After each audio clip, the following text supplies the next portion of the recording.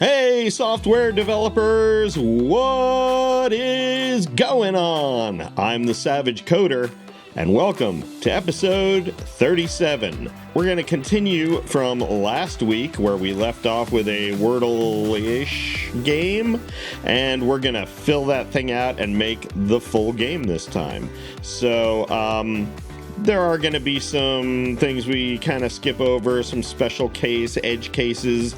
I'll leave that for you to fill in. But the general idea and the playability of the game, we hopefully can cover. Before we get to that, I'm going to show you a short presentation so that you understand the object model. I think without that, just jumping in and looking at code, if you're a beginner or even possibly, just kind of on that intermediate fringe, I think seeing these models before we actually jump in and code is going to be really beneficial. So before we get to that, we get to this.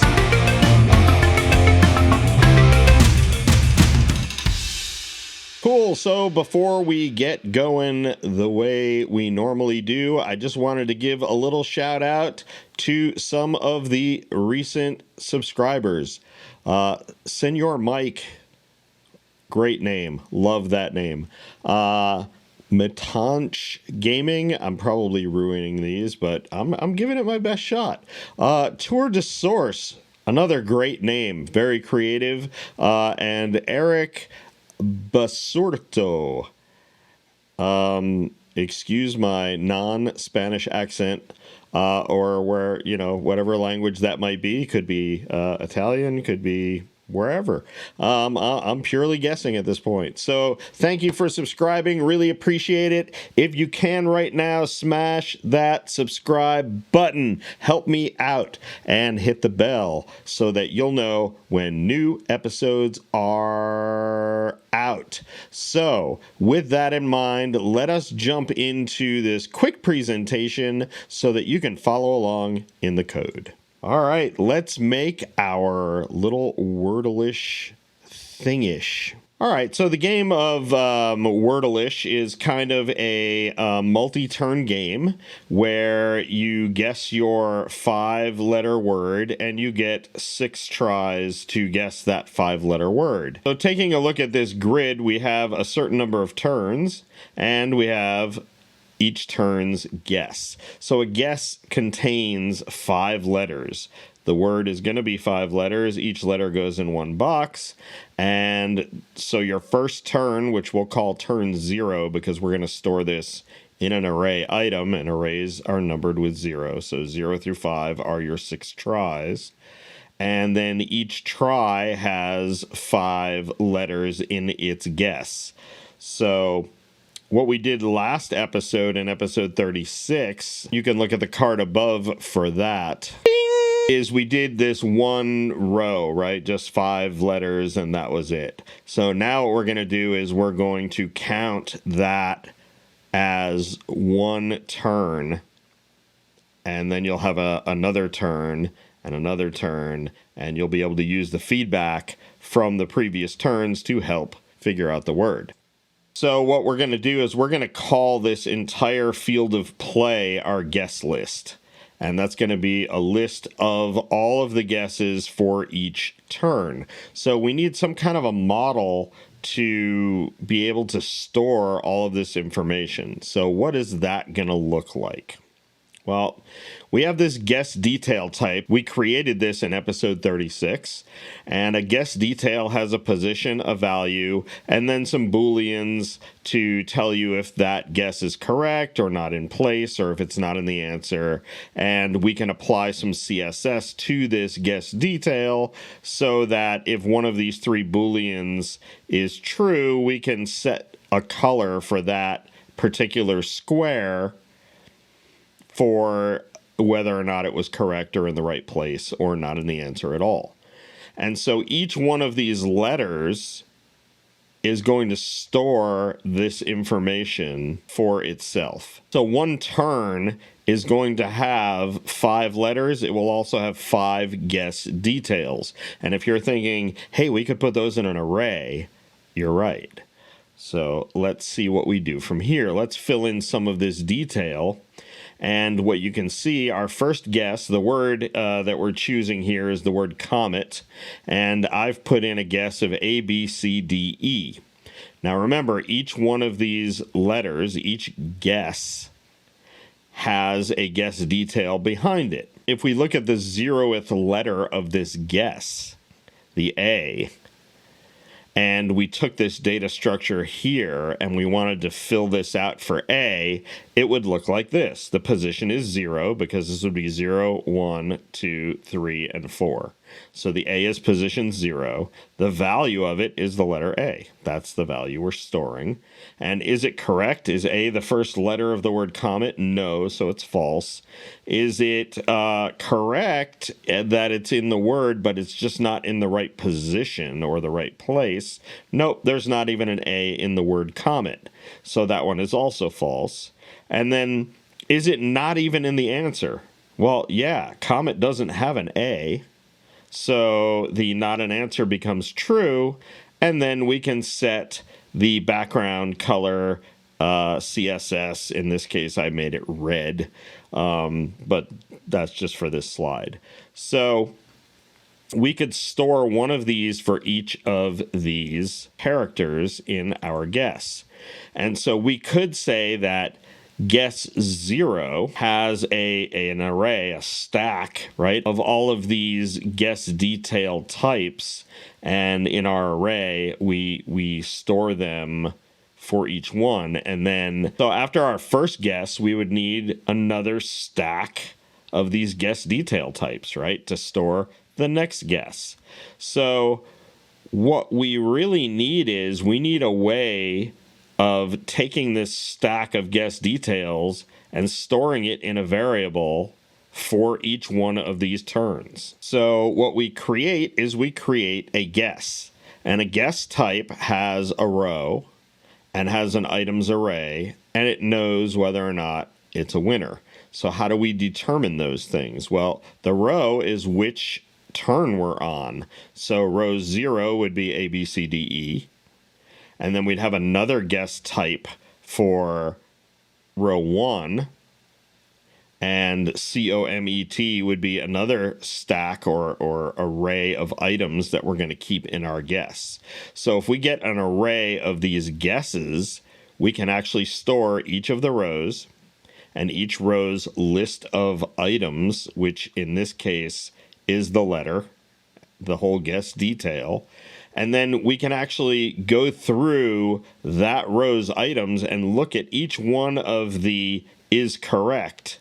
And if we get to a point where, let's say, row 1 in this case has the items of C, O, M, E, and T in position 0, 1, 2, 3, and 4 in our array.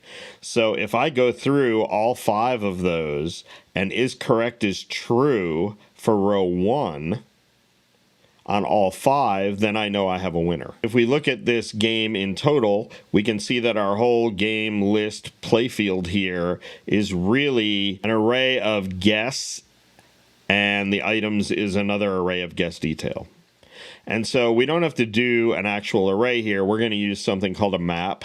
And a map is kind of a dictionary where we can say, hey, jump right to row 1 or jump right to row 4 and give me the row and the items. Give me this object here or this type. And we can grab everything we need from there to determine whether we have a winner and what to do with the game. So that's pretty much it. Let's do it. And as always, we're just going to npx create React app. We're going to call it Wordle-ish. And template TypeScript. And use npm.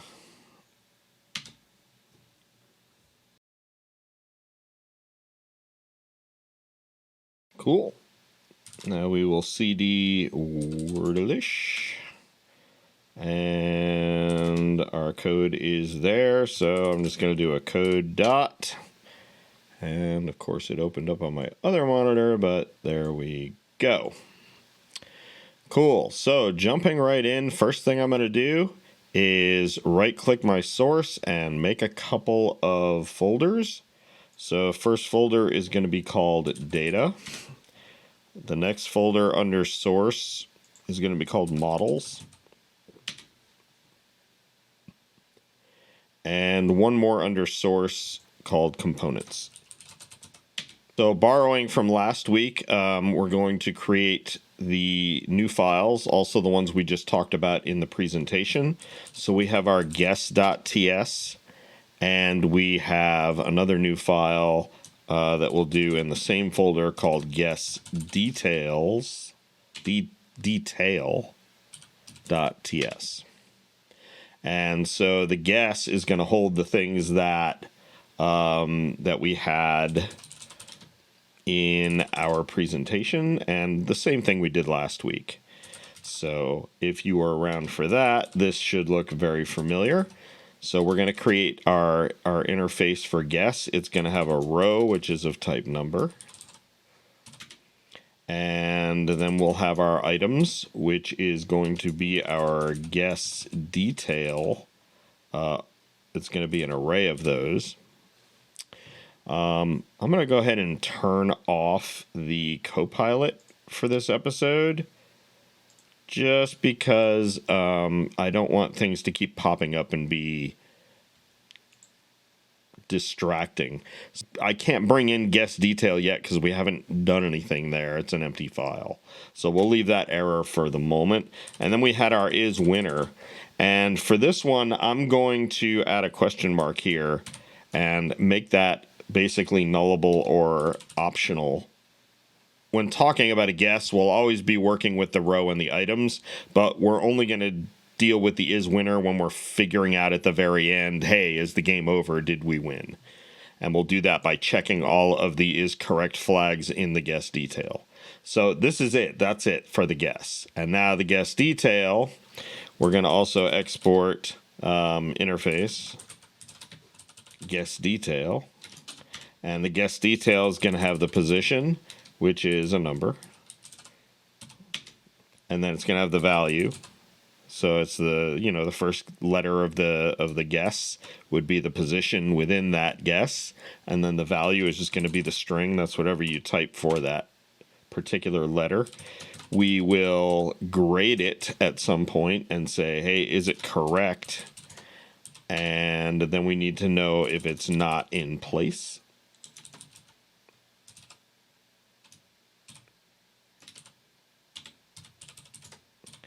And we also need to know if it's not in answer.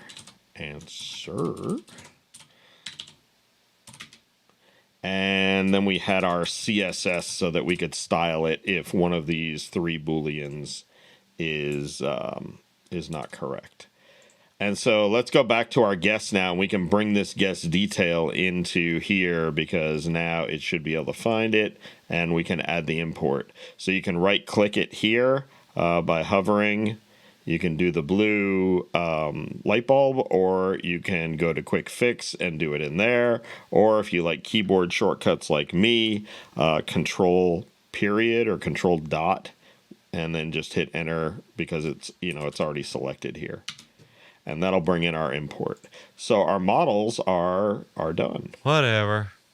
So next thing, let's go into our app TSX. Actually, let's get rid of everything in between the divs and then just get rid of this class name for now. And then let's go into app CSS and let's just delete everything in there. And so we've got a couple of NPM packages that we need to bring in. So let's save that, save all those. By the way, I have my Control S mapped to save all the files. So if you don't see me going to individual tabs, make sure you save all your tabs. Let's bring in npm install Axios and post CSS and Tailwind CSS. I think actually let's do Axios separate.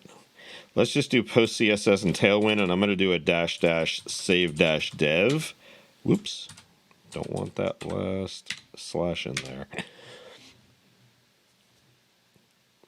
And that way, that'll put it in our package JSON under dev dependencies there. And I think we also might need auto prefixer. So now that I think about it, auto prefixer save dev.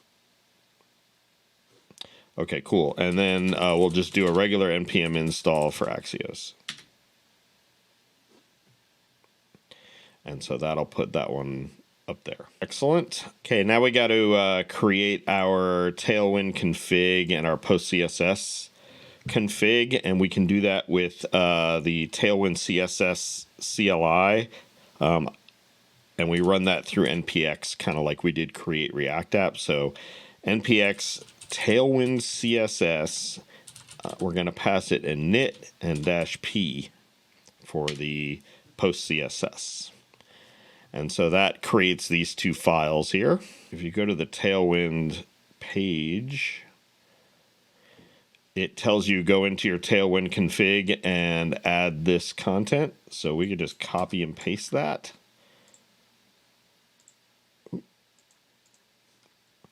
Into our Tailwind config inside content. We'll just open up a line and paste that. And then we can go down and copy these 3 lines. We could just hit this copy.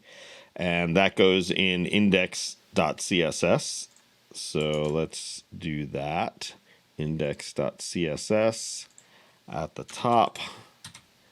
And that will reset everything. And because that'll reset everything, we really could get rid of the stuff that's here. And then it says we can go ahead and start using Tailwind. So let's put something in our app here. We'll call it, we'll just put hello world. Let's put a class name, and we'll just pick a big text size, right? So text for Excel. And so let's do a npm start and just kind of check our work so far. We also can get rid of these 2 imports at the top here in app.tsx. So I'm going to do that, but I'm not going to save yet. I'll wait for this to get going. You probably could just save it. Worst case scenario, you can refresh the page. But here we go.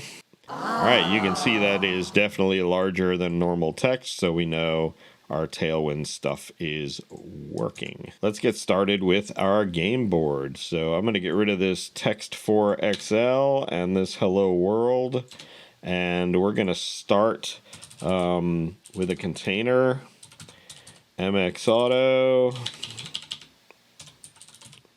and some padding on the y-axis, so top and bottom padding of 4 and horizontal padding of 2. And then inside there I want another div, and we're going to make a flex box. Whoops, let's put that in a class name. I keep putting double quotes. So flex. This is going to be a flex call.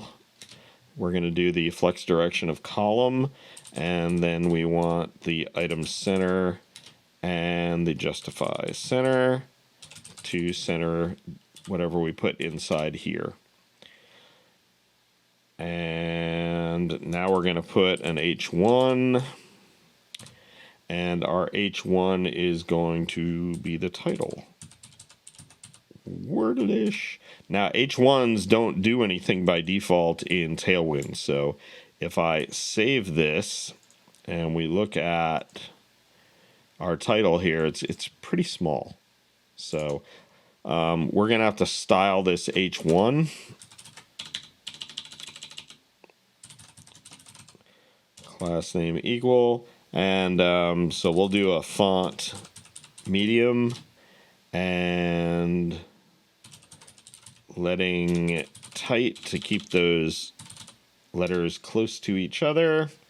That text for Excel looked good.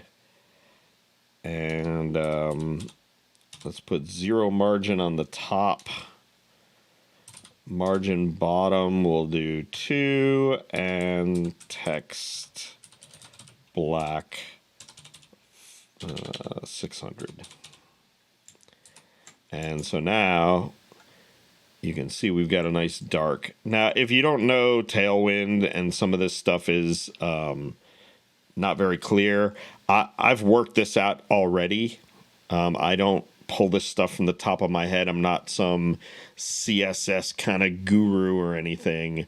But I played with this stuff before so that we don't have to waste time in the video, at least, you know, when we're figuring this stuff out. So I'll try to point out what it is as I go. Obviously, font medium is the weight of the font. The text black 600 is the color, margin bottom, margin top, and then the size. And so that's all we got there.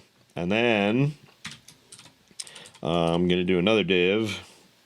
And in this div, we want to put the selected word. And we already did this in the last episode, but I'm going to redo it again so that if you didn't watch the last video, you can still follow along. All right. So let's do another flex box. Items center. Justify center. And so now we should have the word, selected word, in the middle. We do, it's centered. And we'll replace this with an actual random word. And what I'm doing is I'm putting it on the screen for us while we build the game so that we can test our logic as we go. And then when the game's done, we can just delete, right, this div or make it invisible. And then that's it. You won't see it anymore. So now let's get into the actual game field. So for this one, we're also going to make a flex box. Item center, justify center. Don't forget my... and let's do this one with a flex call, so we have our columns.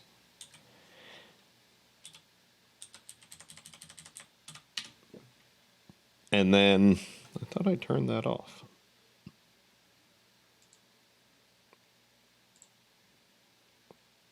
Okay, guess Copilot wanted to turn itself back on.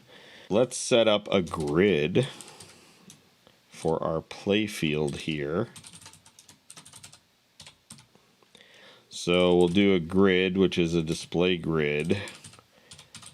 We'll do grid calls 5 because we have 5 letters right across in our word. And then we'll do grid rows 6. We got 6 rows and 5 columns. And then we'll put a gap of 4, which is just space in between our individual rows and columns. Now what we want to do is we want to start putting our inputs. In the last episode, what I did was I actually put like input, text boxes, whatever, and then we had a bunch of them, and that was really ugly, but it was just kind of a prototype, so I went with it. But this time I want to do things a little more elegantly. I want to loop through a game board, which is just, a 5x6 grid. And for each of those, I want to create an input box, for for letter guesses, I guess. And so what I want to do before we get into this part of it, let's go ahead and set up the actual word guesses. So the way we did this before is in the public folder, I created a folder called data. And in the data, I created a new file called words.txt. And normally you would call out to an API and you would get a list of all the words, the possible words. But in this case, this public folder is our web server. And since with a web server, you can just navigate to a text file and it'll show in a web browser, we can use Axios to just go to this file and read it in. And we can use that as our dictionary of possible words. And so, like I showed in the last episode, I just searched for a 5-letter word dictionary GitHub, because I figured somebody on GitHub had one. And of course, there is this 5-letter word dictionary, and there's all the words. There's like 5,000 of them. So I just hit raw. And Control A to copy. Control A to select all and Control C to copy. And then I just went back to my words.txt file and pasted them in. And hit save. And so there's our word list. So next thing we want to do is we want to go back to our app.tsx and we want to create some space to read in our list, select our random guess, and store that stuff. So first thing I'm going to do is I'm going to make a constant state variable, and we're just going to call it word list and set word list, and that's going to equal use state.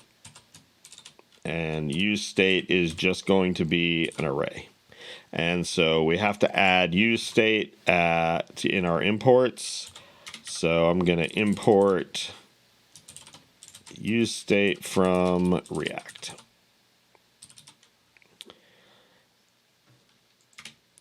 Good. Now, we're also going to use effect, so I may as well put that in there as well. And let's do our use effect. And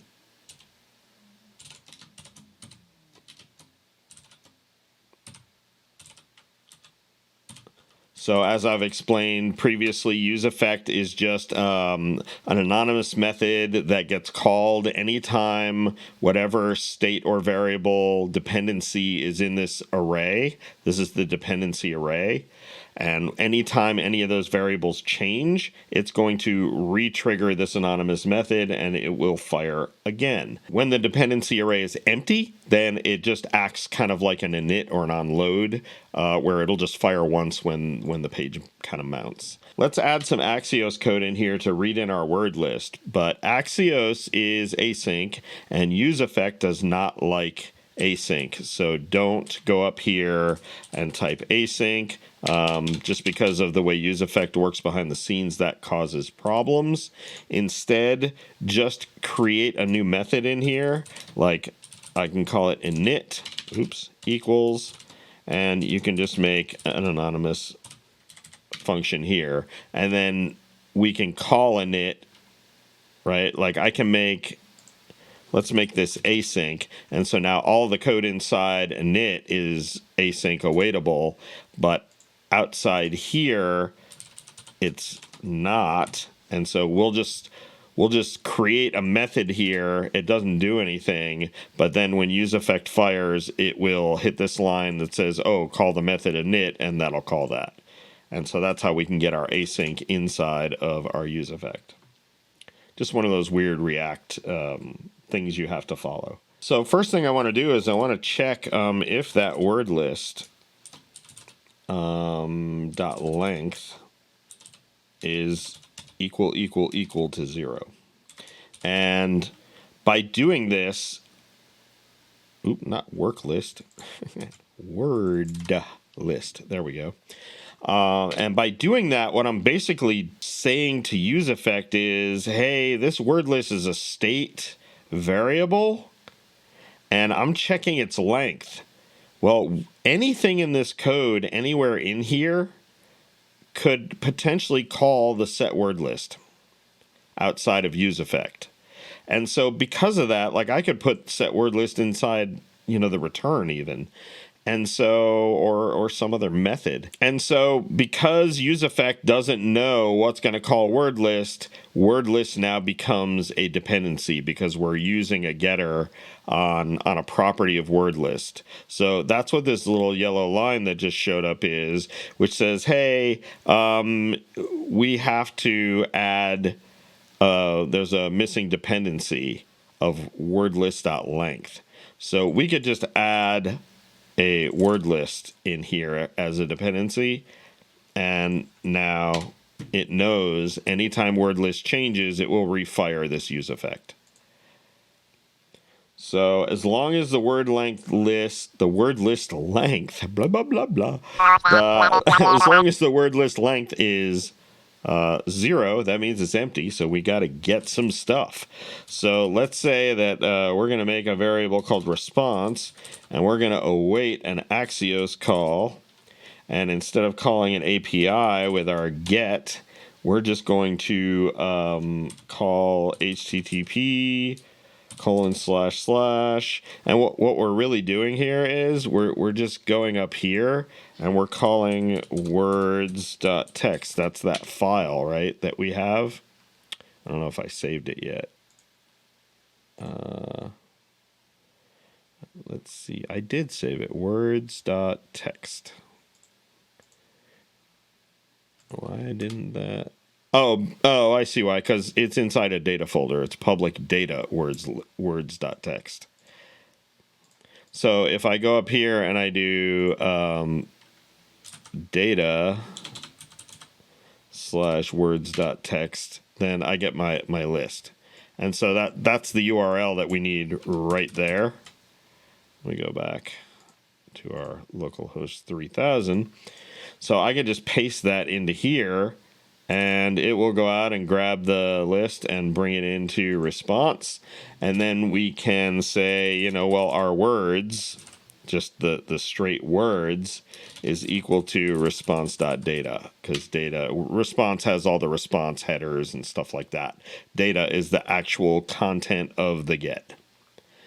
And so now what we need to do is we need to turn that into an array, because it's not an array. It's just a big list of characters, and there's a \r\n, which is a return a new line at the end of each one of those words. So it's really like one big string, and the only reason that it's showing on each word on a line is there's an invisible return new line at the end of each one of these. So what I can do is use a JavaScript split and say, hey, look for each of these return and new lines and add that element without the return and the new line to an array. And that way we can use the array, we can work through it. So that's kind of what we're going to do here. So let's say constant converted is equal to words dot split, and we're going to split it by \r\n.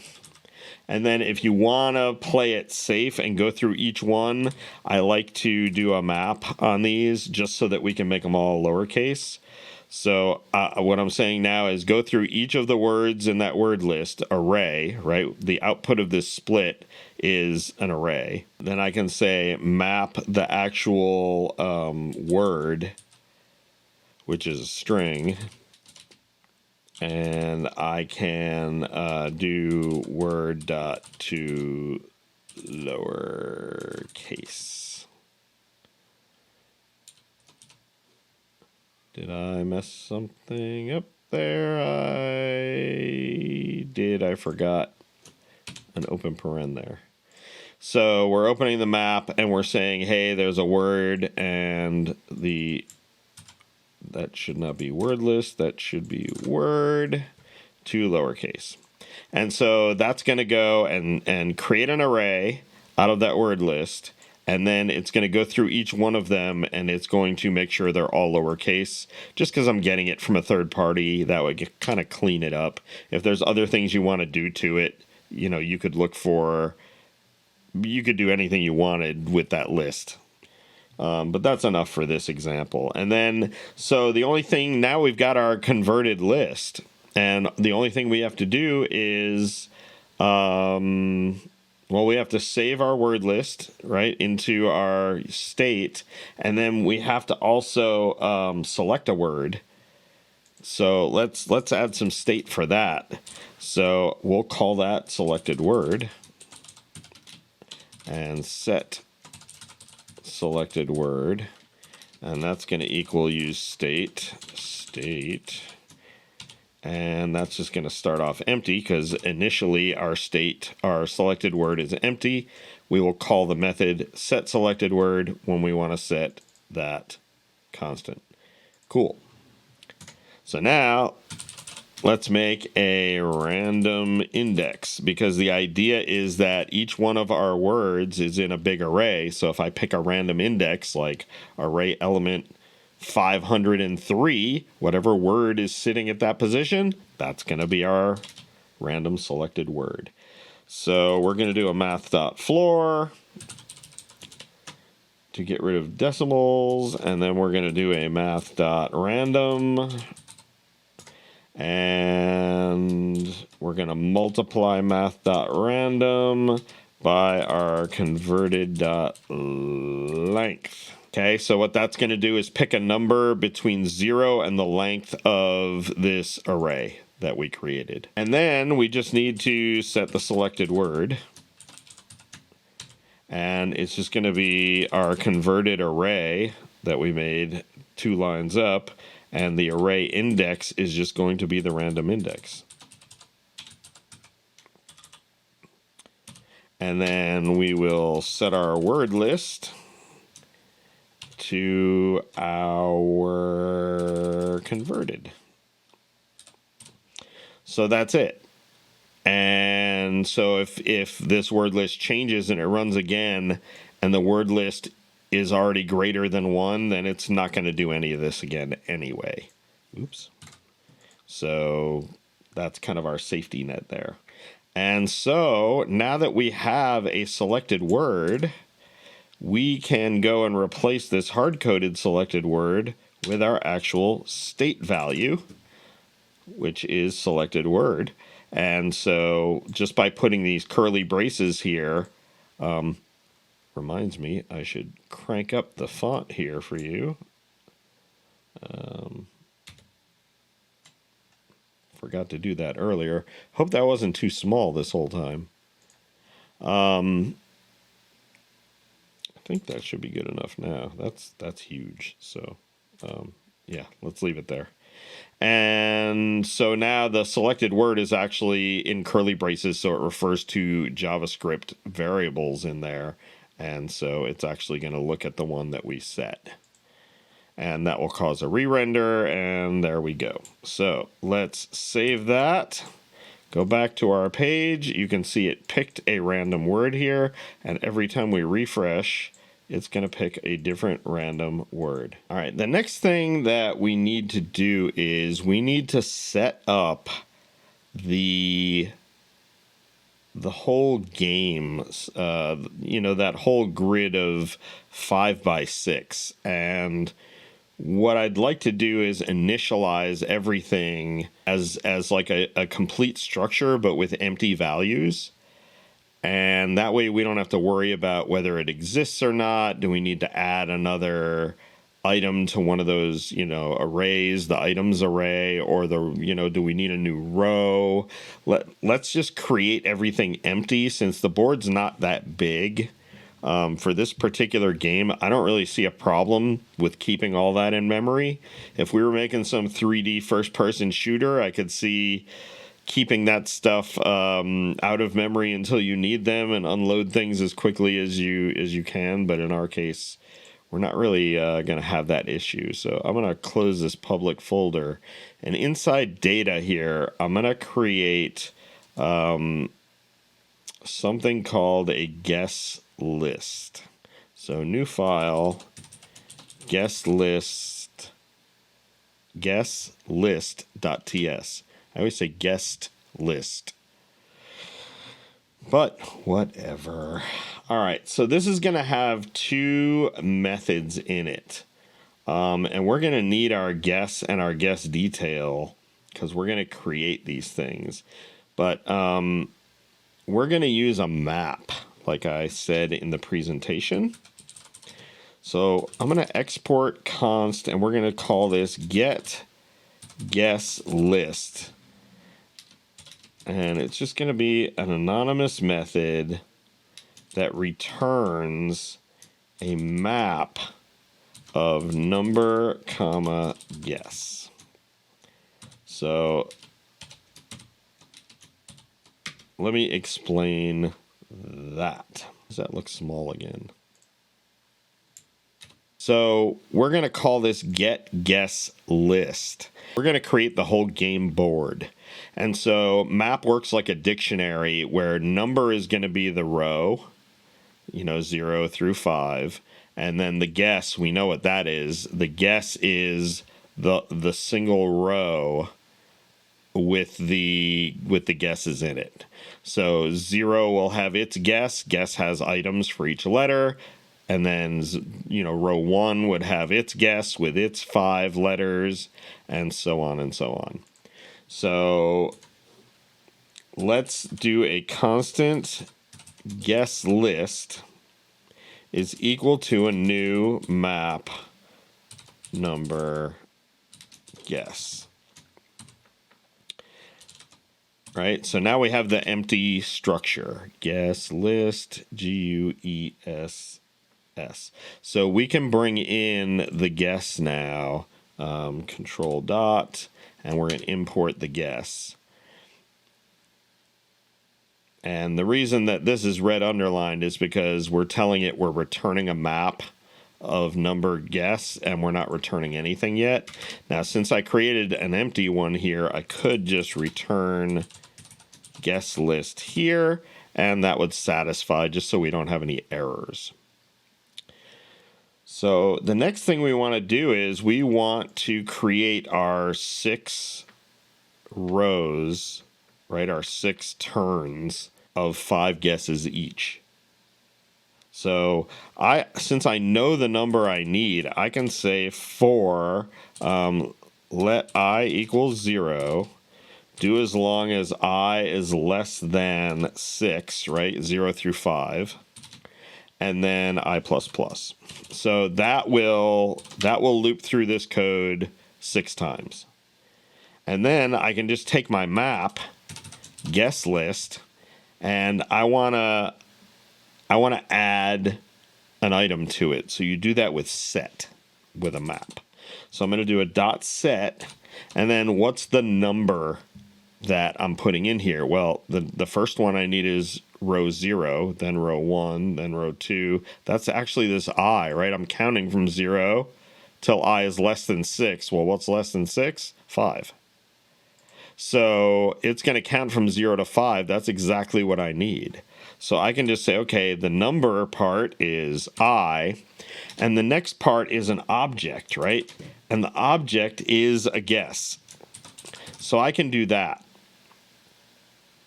And I really could just put a semicolon here. But what I want to do is, remember this guess is a row and an items array, which is going to have the 5 guesses in it, and is a winner, which I'm not going to worry about now. So I really just want to look at the row and the items. So we can fill those in this object, right? So I could just say row is going to be I, because this is row 0. And then items, I need some kind of an array here of guess detail. And so let me bring in the control dot add import, and items is an array as a guess detail array. Now what we need to do is fill in the empty items of this row. Remember, we're making an empty play field here. So this is going to, the game board is going to have rows. It's going to set this guest list. It's going to set this guest list up with 6 rows. And then inside each try, we need an item. So I need another method to generate this array for me. And so I'm going to go above this guy, and I'm going to make another method called getItems. And getItems is just going to be a method that's going to return a guest detail array.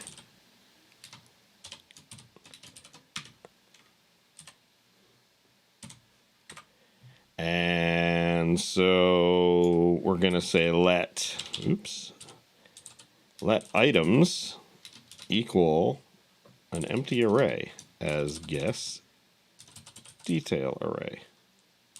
Now, ultimately, at the end, I could just say return items. I have a method that doesn't do a whole lot. It creates just an empty array, which is really all we're doing here. So we're going to fill in the logic for this. But for now, I could call this get items instead of doing this, right? I could get rid of that, and I could just call get items, because get items returns a guest detail array. That's what we just told it right here.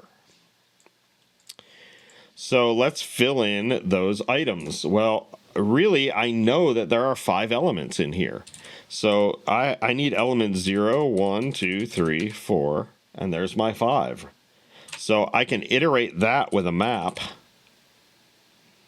and I could just call it J, and J is just going to add these guest detail types into the items array. So I just need to do an items.push to push onto the array. And what am I going to push onto that array? Well, I'm going to push an object that is a guest detail, right? If just to keep it clear, I don't need this, but it's helpful. And so what do I need in my guest detail? If we look at the guest detail, I don't have a value because nobody's typed anything in yet for the guess. But I do know the position, 0, 1, 2, 3, or 4 for my 5 guesses. I know that because I'm looping through those right here. So J will be 0, then 1, then 2, then 3, then 4 as it loops through. So I could really just say set position to J. And that's it. That's the whole thing. So it's going to loop through 6 rows, 6 turns, and then each time it's throwing one of these guesses into the map, it's going to generate 5 empty items. And so now we just got to call this get guess list from our other code in app.tsx. So after we've done our word list, the next thing we want to do is we want to do a constant guess list is equal to get guess list. And if you see, this one is from data.guessList, which is the one we just created. So I'm going to select that one, and by doing that, it added the import for me up here. And so this will go out, and now we have an empty game board with this guess list. So let's create a state variable to hold our game board. So game board, and then set game board equals use state, and that is going to default to an empty object as a map of number comma guess, and we will control dot to import guess. So now that we have our game board, we can go down here and we can call set game board.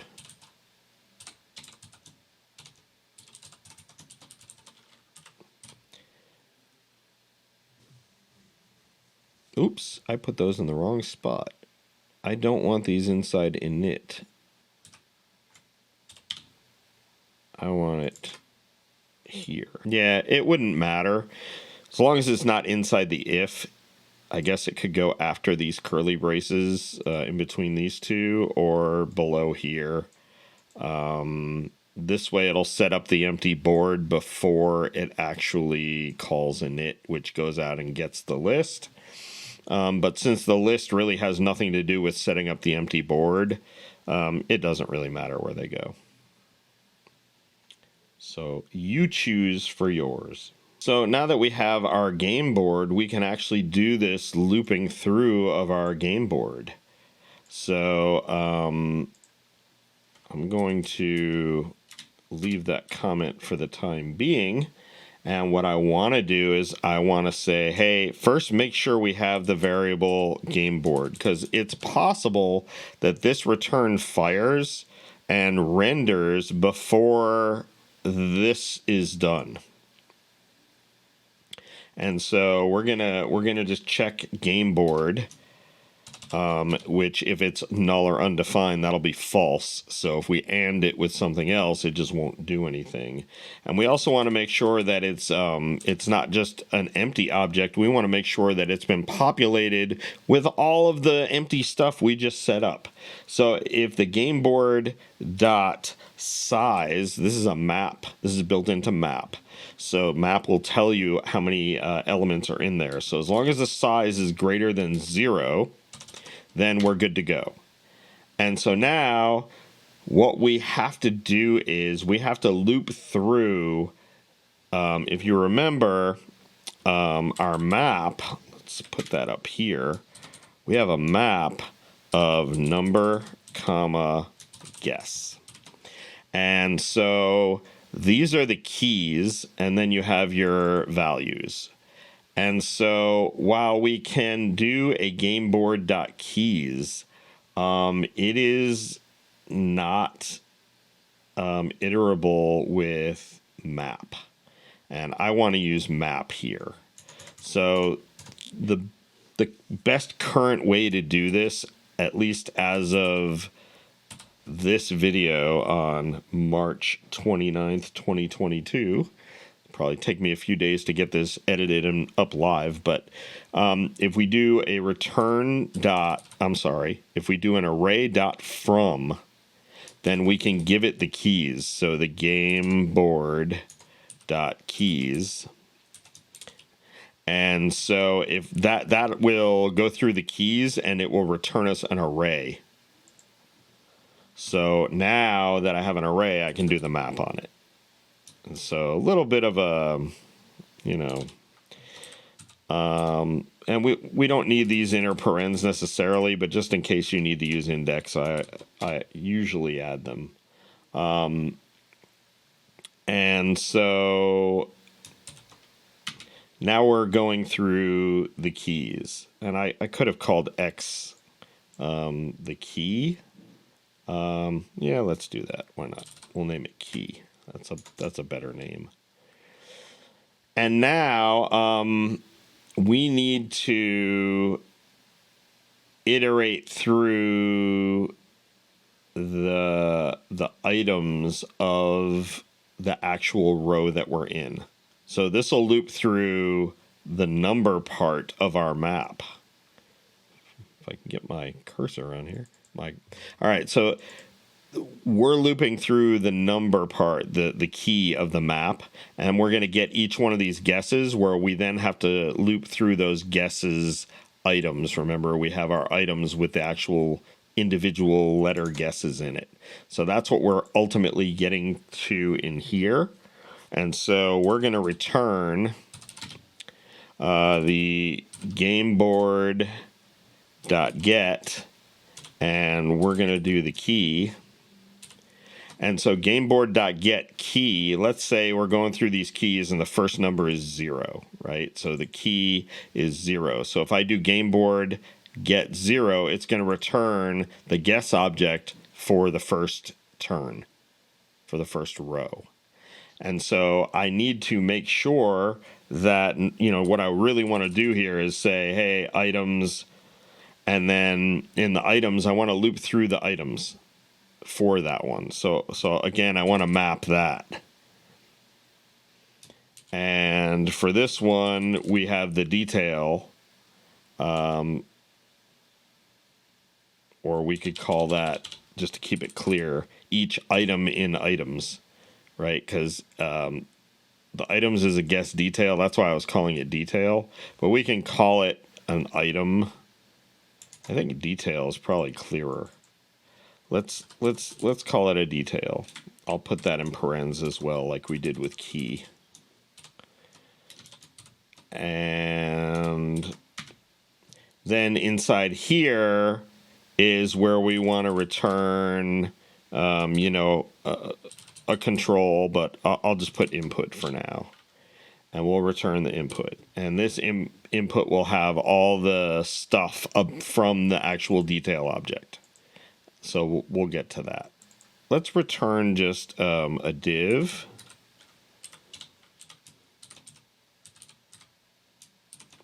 And we'll put the item for each one, just to make sure that we are compiling.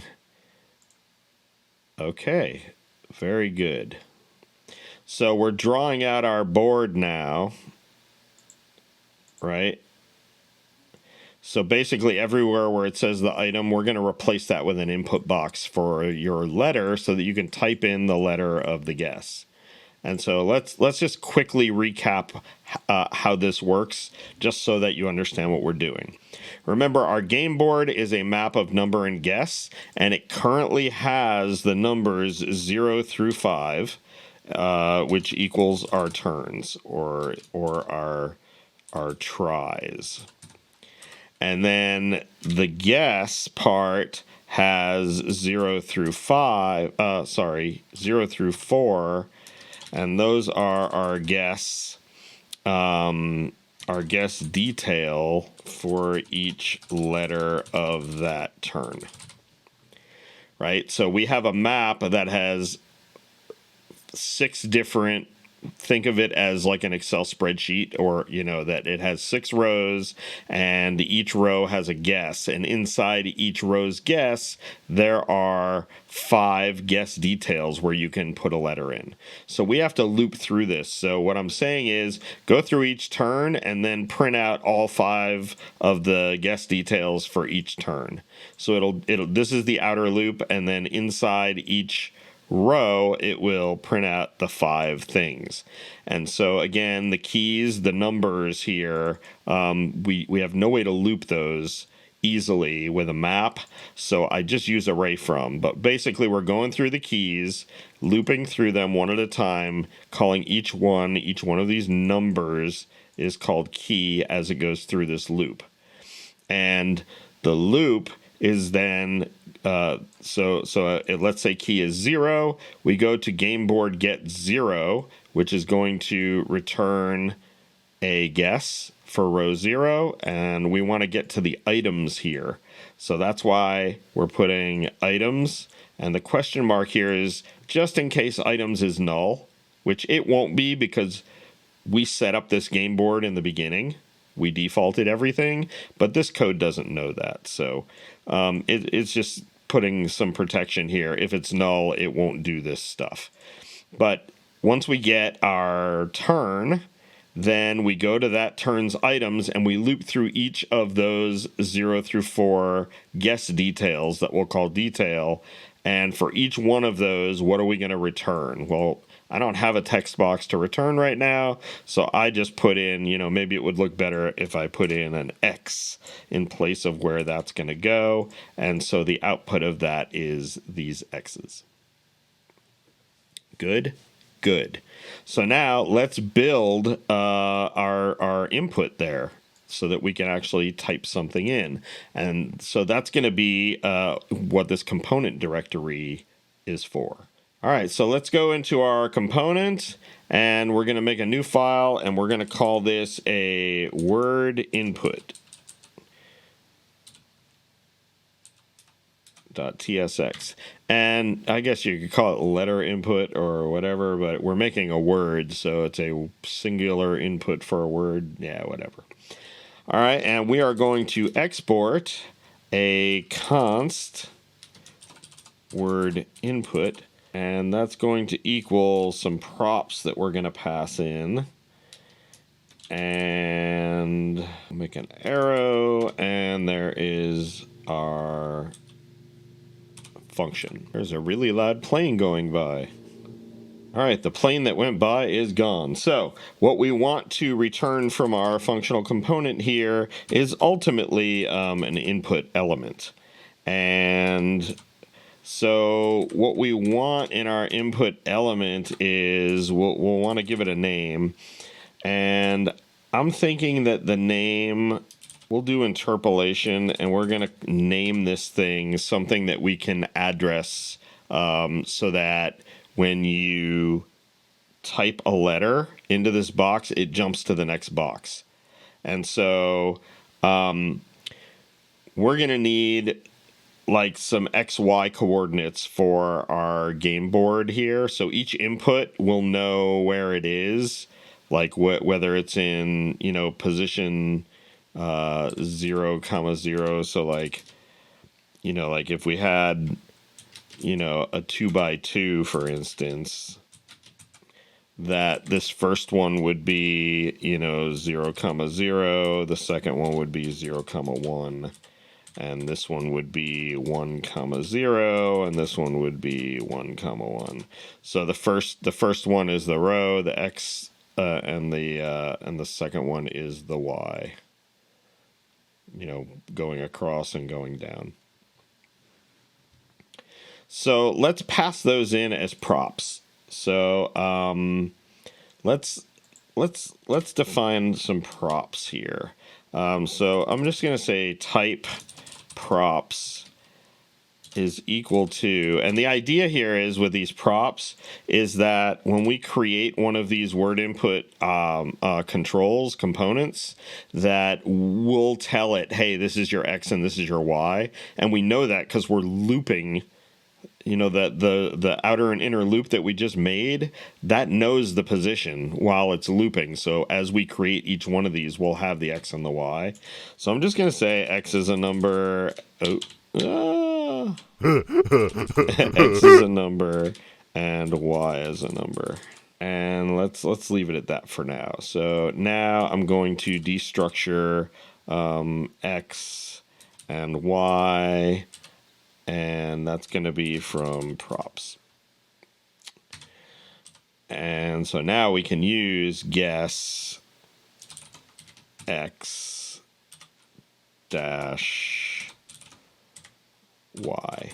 And so with our interpolation, it'll be guess dash and then whatever X is and whatever Y is separated by a dash. So the name in this case for the first one will be guess dash 0 dash 0. And so on. And I don't know if we need an ID, but we can put the same thing there. It might come in handy somehow. I don't know. We're going to need this to be able to be enabled or disabled.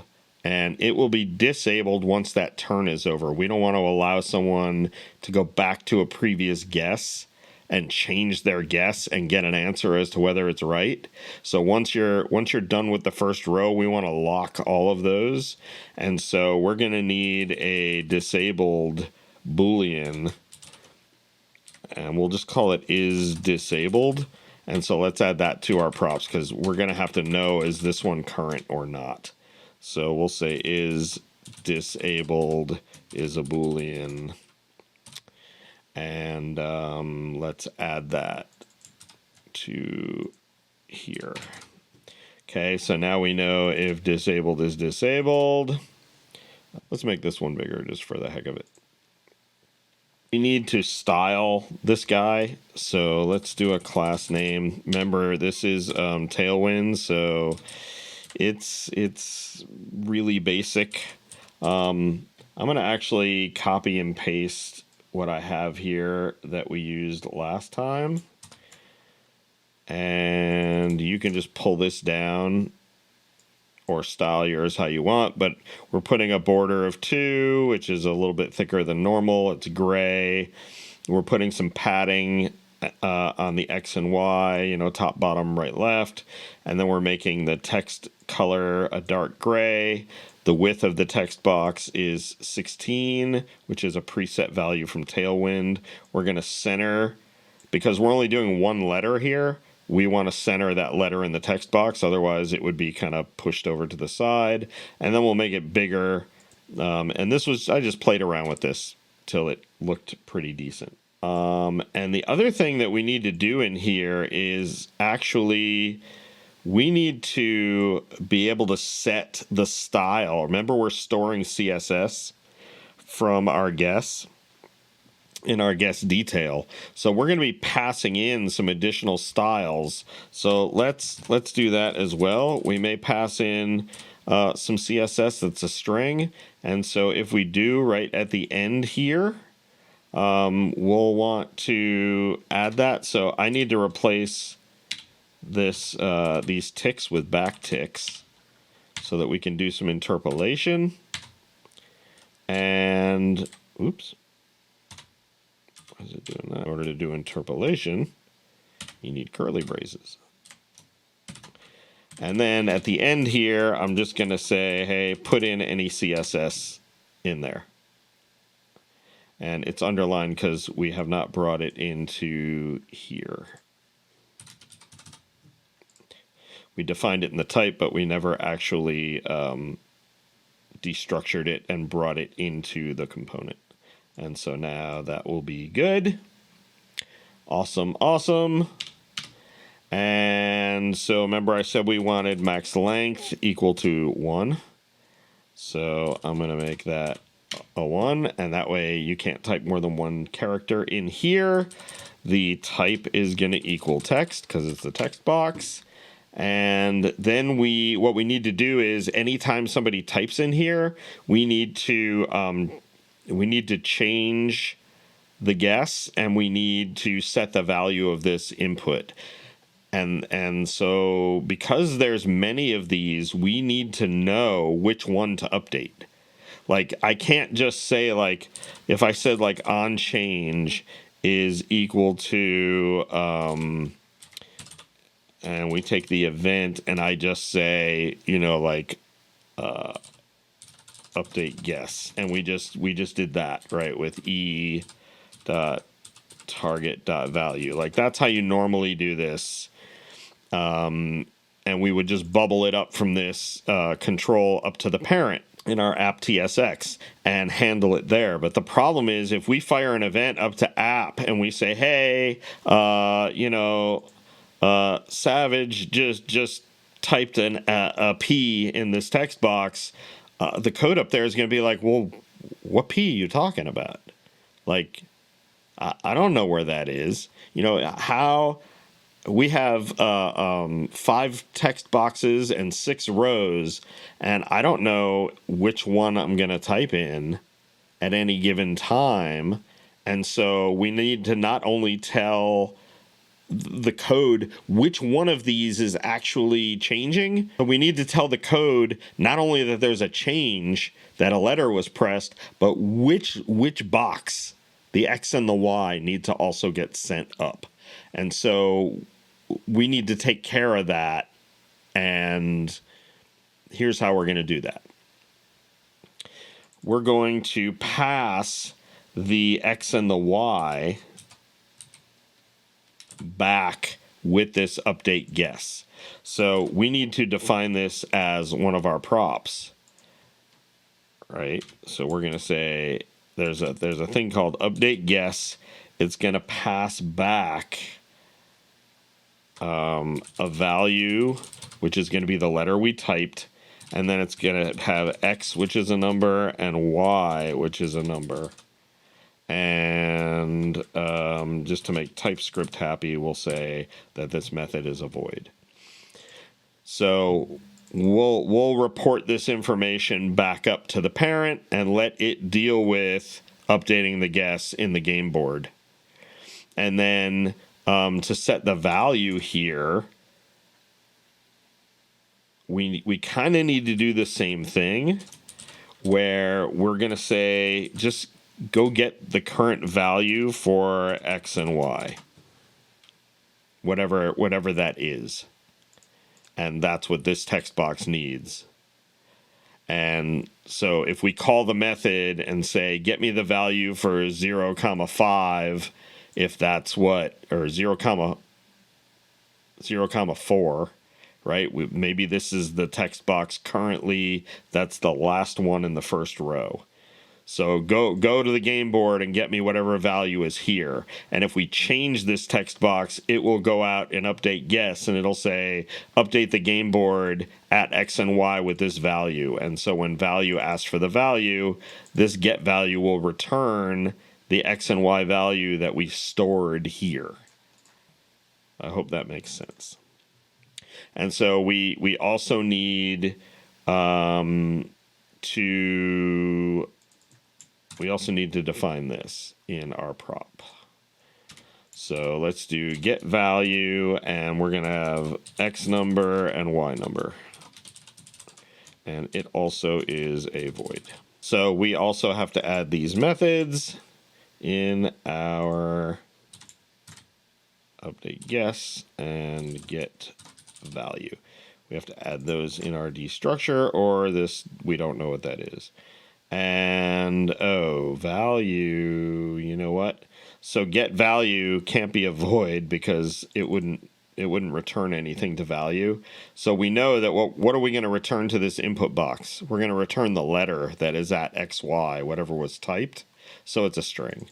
So my bad there.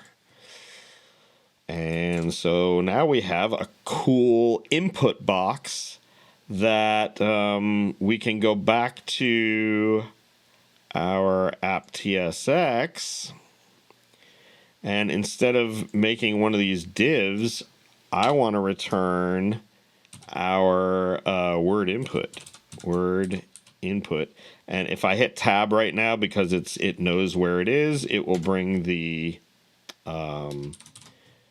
it will bring the import in for word input. So word input's complaining right now because we told it, hey, we've got all these props. X, Y, is disabled, CSS, and 2 methods. Those need to be sent in to this function in order for it to work. They are required. If they weren't required, get rid of those comments now. If it wasn't required, they would have a question mark next to them, and these are all required. So let's go back to our word input and let's start passing in the ones that we know. Well, the first thing that I know is I'm inside a map, and so the first element inside map needs a key. So this is just required by React, and the key is any unique value. So I'm just going to make my own unique value with some backticks for interpolation. I can say X dash, and then make that a dash, hit the wrong key. And then we'll call this detail.position, which is really the, we didn't call this X, we called this key. So it's going to be 0-0 for the first one, and then 0-1, 0-2, right? Because we're going through the keys, which are our number, and the details, which are our guess details. So I can just use those as X and Y, basically. And so those are, so since we know our X and Y, so I can just say that key is equal to the X, and Y is equal to the detail.position. So there's our X and our Y. CSS, that's easy because I can just go into my detail, and whatever CSS is, remember, these are the things in our detail, the value, the position. Well, it has the CSS for that box. Now, we haven't done anything with CSS yet. It's an empty string, but when we populate it, it will pass the value in. So we can do that. And then we know we have to do an update guess, and it's going to have to call something. So we'll just say it's going to call update guess. That doesn't exist yet. And get value is going to do the same. So we'll just call a method in this file called update guess and get value. We can make those now. Just go right above this return. And we'll say const get value equals arrow. And for now, we'll just say return quote quote. And so that made that happy. And then update guess, we'll make another one of those. Const update guess equals some arrow function. And that one's a void anyway, so that looks good. And update guess is going to pass back, remember, the value of string x and y are numbers, so that's the input of that guy. So it's going to receive a value string, an x number, and a y number. So that's what that's going to get. And it still needs is disabled. So that one's a little more difficult. Is disabled. So in order to know whether it's disabled or not, we need to know what the current guess number is. So if we're on row, let's say we're looping through here to update everything, and we're on guess 0, right? Row try 0, or the number of the map for the turns is 0. Well, then all of them are not disabled. Disabled false. But as soon as we get to try 1, then we want row 0 to be locked, and all of 0 would be true, and all of 1 would be false. So we need to track the current guess number. So I think the easiest way to do this would be to create a new state variable called current guess number and start it at 0. So, and then just increment it as we go.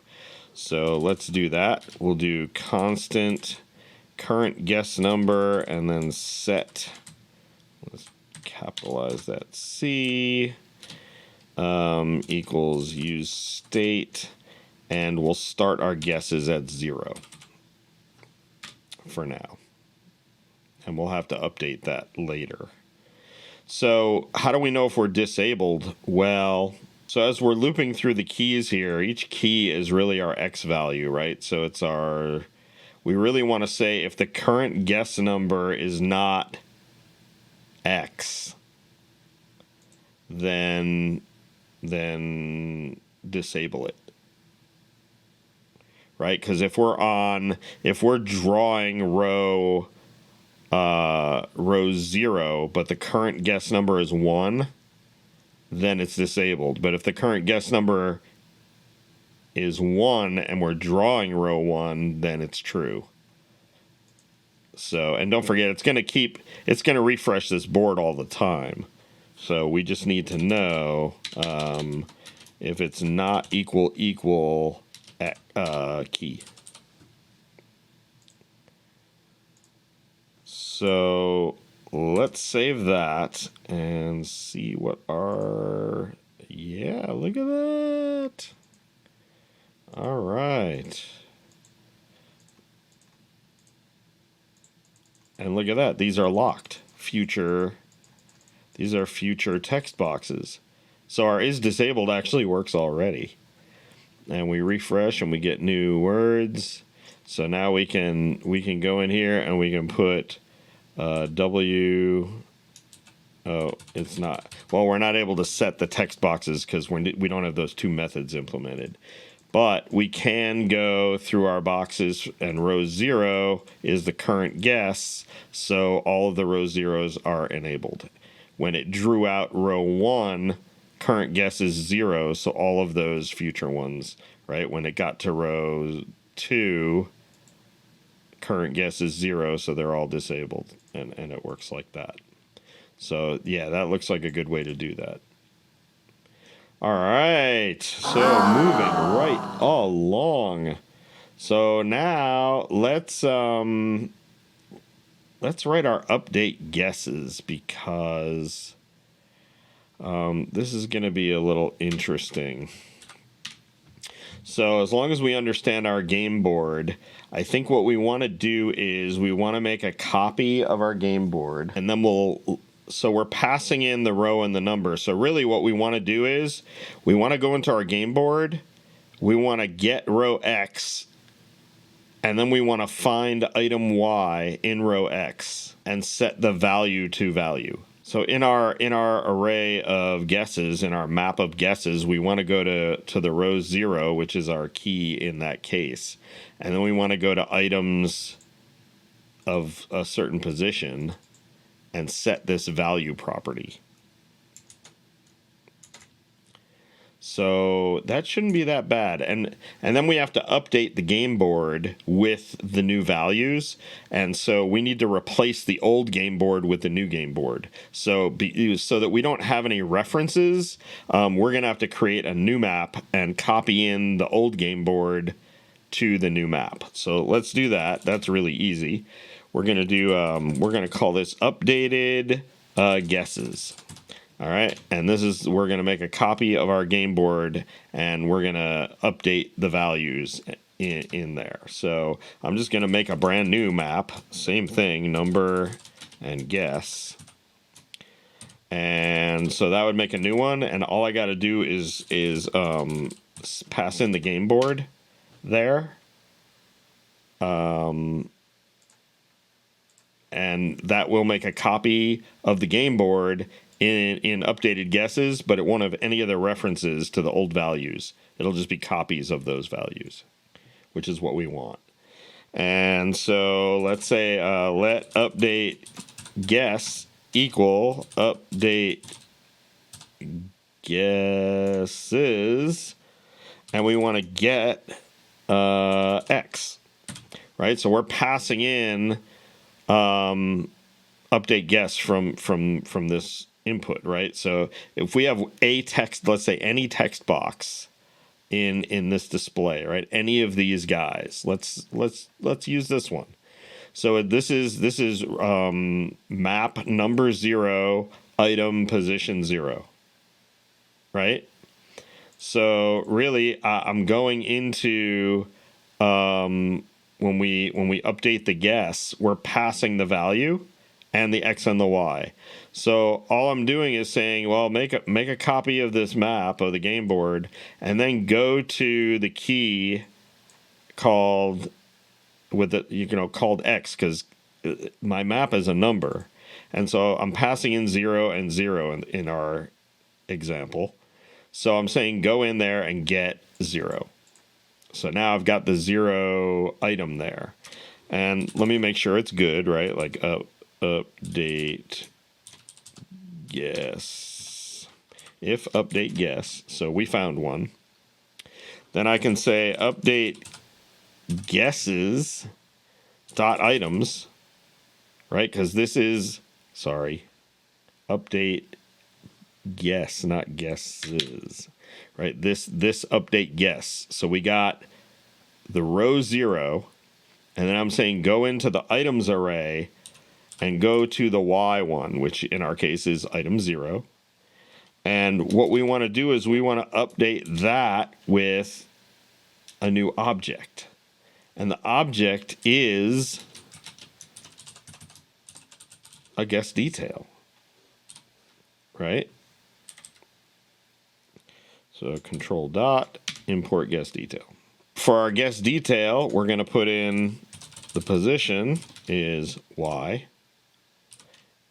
and the value is value, right? Because we're passing in value, and we're setting the item, the guess details value property to the value that was passed into this method. Now, when they're both named the same thing like this, you can just put value, and that'll take the name value and the value from this. It knows to do that. What are you? Update guess. update. Okay, I spelled it wrong. So now we have updated the guess, right? We found the row, we found the item, we set the value. So if we passed in the letter T, value would set to a T. And then after that, we just want to update the game board, right, with this copy. Because when we do a get X, this variable is still referenced to the item that we did a get on inside here, inside this map. So when we modify it like this, we're actually modifying a value inside the map here. And so you could see why when we did a new one of these here from the old game board, we wouldn't want to be doing this to the old game board, because when we update the state, we want a brand new full object there, not a reference to an old one. That way it can compare the before and the after, and it knows how to render that out properly. So now we just gotta set the game board with the updated guesses.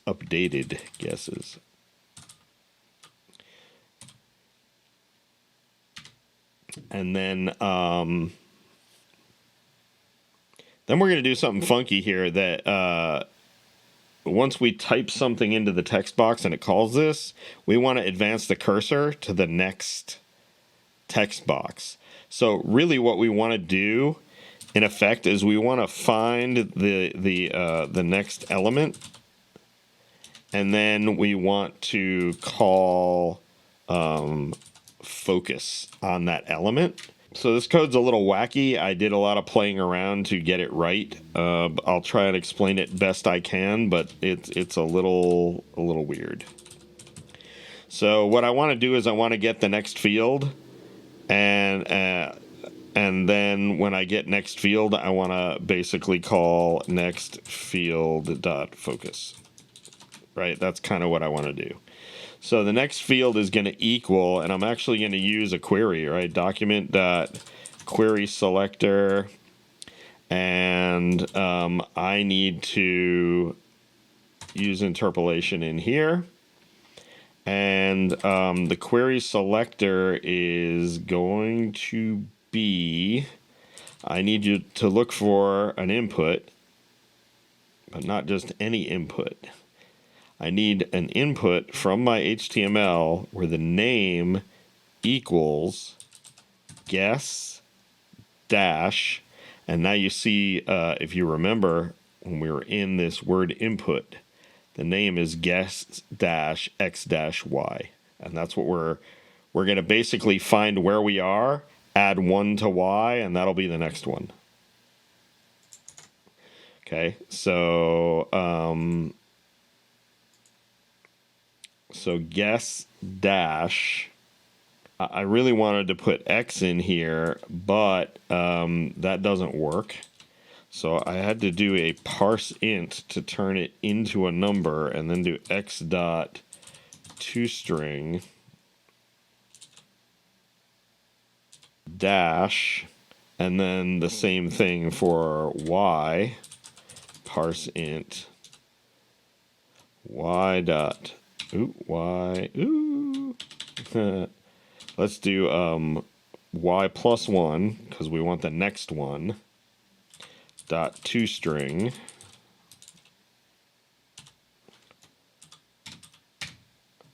okay, I missed a paren.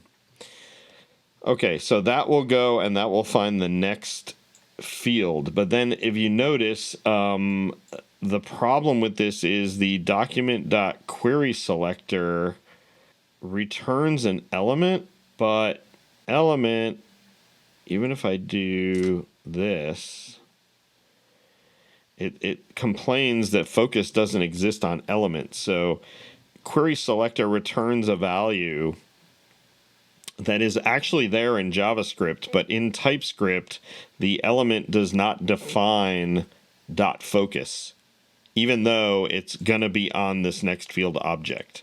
So what I have to do is I have to make this next field object another data type, And I could create an interface that has, that extends. Let's try that. Because I could do it as any, or we could try. Let's see if that's gonna work. I have not tried this before, but let's go for it. So I want to do a type. Well, let's do a type, and we'll call this type element with focus extends element. So the problem is I don't know.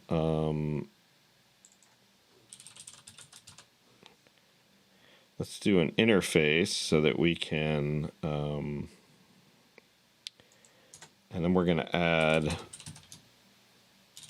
focus to it. So now if we use that, it should have focus. So I can say next field as element with focus dot focus. So that added the focus property to the element definition. And like I said, all I'm doing is changing the definition of this, the type definition.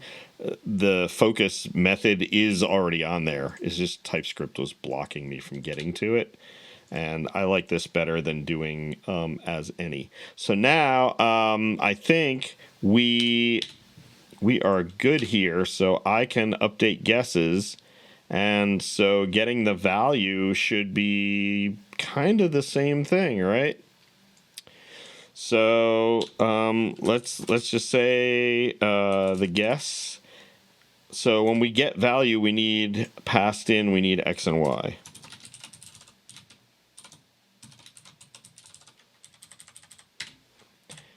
And then we're gonna guess equal the game board dot get X, right? Get me the row, and now I need to go and get, so I'll just say if we found one, then get me the guess detail, the items, equal guess dot items of Y.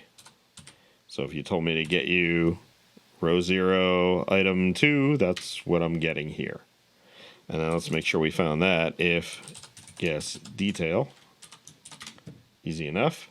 And then, so if we found it, we're just going to return guess detail dot value, whatever the value was set. That's the one that we just basically set right here.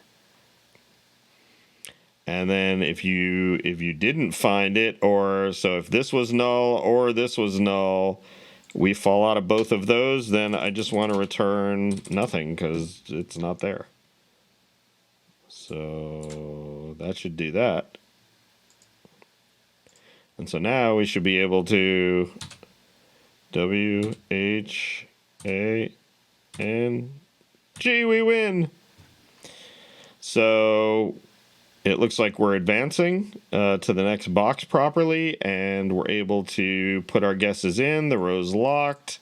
So we need to score this guy and advance the current guess to the next row. We probably need a button at the bottom of this thing to submit our row, so that we don't want, when you put your last letter in, that it automatically submits. Maybe you want to look at it and think about it and then click, like enter guess or whatever. So we will do that. Why don't we make the button call like grade the row or something like that, and then we can take care of the guess and the grading and whether you won or not, and everything will happen when you click. All right, a quick change and new day, and let's finish this project.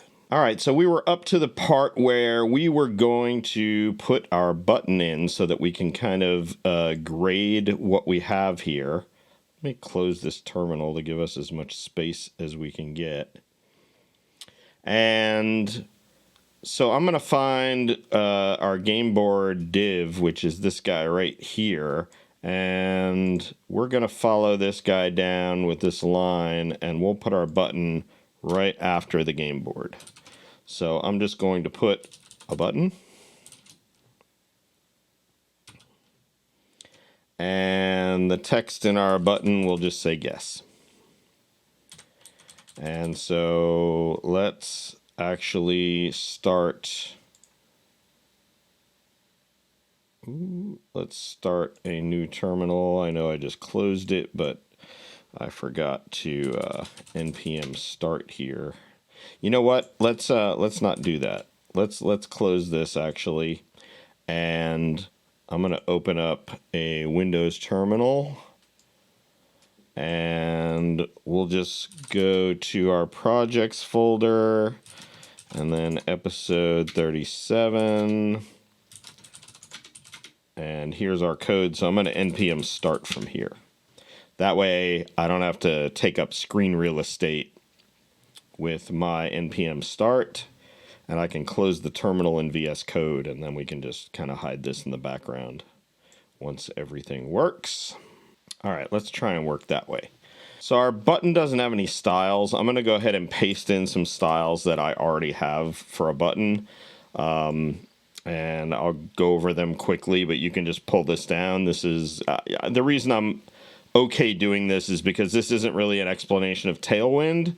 Maybe we'll do an episode on Tailwind, but this is margin top of 2 that we're going to move this button down. Margin left of 2. There's a border going on it, and the background will stay white. We have some custom colors here, so we'll have to add the custom colors. The font's going to be medium semi-bold, padding of 1. We're going to put rounded border on the button. The height will be 10, the width will be 28, and then when we hover the button, the background will turn to light gray. So let's do this for now, but we're missing that color, so it may not totally work here. So let's go into our Tailwind config, and we're going to go into the theme extend. So we're going to add some colors in here. So let's go ahead and type colors, and then we're going to define what our custom colors are. So going back to the page, the custom color I had was text Spotify darker. That was from another project I was working on. And so we'll put text Spotify darker, and I believe that one was 28, 28, 28. So let's see what that does. And then, did we have any other colors in there? BG light gray. Let's put that in here as well. And that one we're going to make B3, B3, B3. And so I might have to restart to pick these colors up. So let's do that. Oh, because the colors are just, I know what I did. So the colors are just the defined colors, and then you can put text or background, how you want to apply these colors. So now you can see when I hover, I'm getting the gray.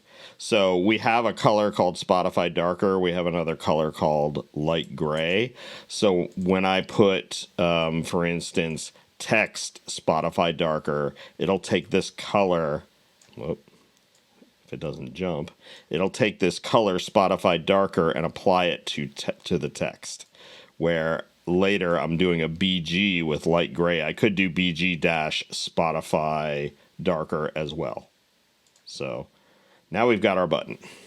And so I'm going to go to the end here and bring that down. And inside the open tag for the button, I want it to do something when I click the button. So I'm going to put in an onClick, and we're going to make a method called gradeIt. So now we have to make our gradeIt. And so I'm going to go above the return here in my functional component, and I'm going to, whoa, looks like my Copilot, it was off, but it was working. That was weird. All right, now it's happy. So it's just a function that equals an anonymous function. So the first thing we want to do is we want to grab that row that we're working on. So in our case, we're on the top row where we're going to put in our guess. So we want to look at whatever the current guess is and grab that row out of the game board. And then we will look at the guess and we'll compare it to the chosen word. So we already know what our word is we're trying to guess. We now have the row that contains the player's, guess. And so one by one, we'll just go ahead and see if it's right. So first, let's do a const guesses copy, and we'll make a new map. And it is of number and guess, because that's what our game map looks like. And we will pass in the game board.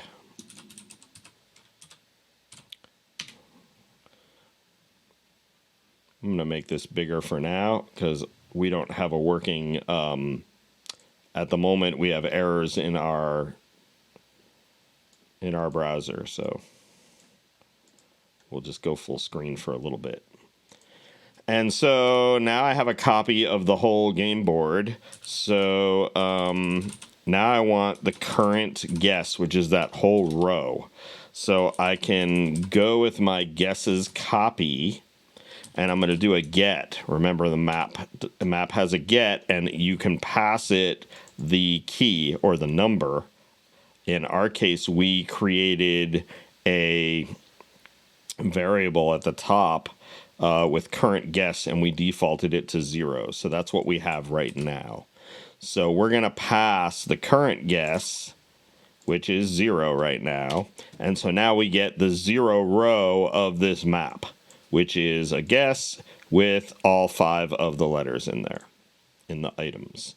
So I can make sure that I actually found something if current guess, right? We did find a row in there just to play safe. So now let's loop through and see if they got any of them completely right. Okay, so we're just going to look for correct guesses.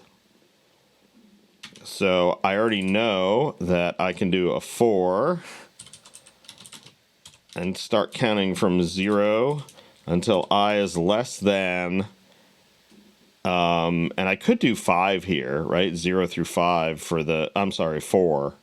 I could do 4 here, 0 through 4 is 5 guesses, or I could just say, hey, look at the length of the selected word. That's the randomly picked word that we're trying to guess, .length. And so that way, if we ever want to make this game more than 5-letter words, we want to pick different length words, we can make it dynamic here by not just saying 0 to 4.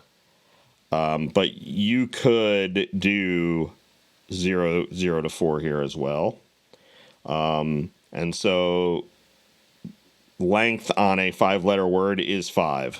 So even though there's 0 based, length starts counting at 1. So this is going to count from 0 to 0 until I is less than the length of 5. So 0 to 4. And then we will increment I. I want to say if the value, this is kind of pseudocode here, right? I want to say if the value in position, in position I is equal to, well, equal, since we're in React, or in JavaScript, then so if I look at the selected word of I, if I take this word, let's say the word was comet, like in the presentation earlier. So if I is 0, selected word is comet, 0 index of a word is the first letter. And then 1 would be the second letter and so on. So I'm only looping through each letter of the word up to that word's length. So I know I will never be greater than the length of the word anyway. So I can use this to compare one letter at a time. So if I can look at the guess here, right? If I look at the guess here and look at the current guess number for row 0 and then the items value, then I can compare that to this letter. And we already have this get value here that we made earlier when we had to populate our text box. So if I pass get value an X and a Y, it will return me the actual value of that letter at that position. So this would be like guess row 0, and Y would be the first letter, the second letter, the third letter, 0, 1, 2, 3, however, whatever we want to get. So I can reuse this get value for now too, because I need that. So if I say, get value, right? That's the name of our function right here.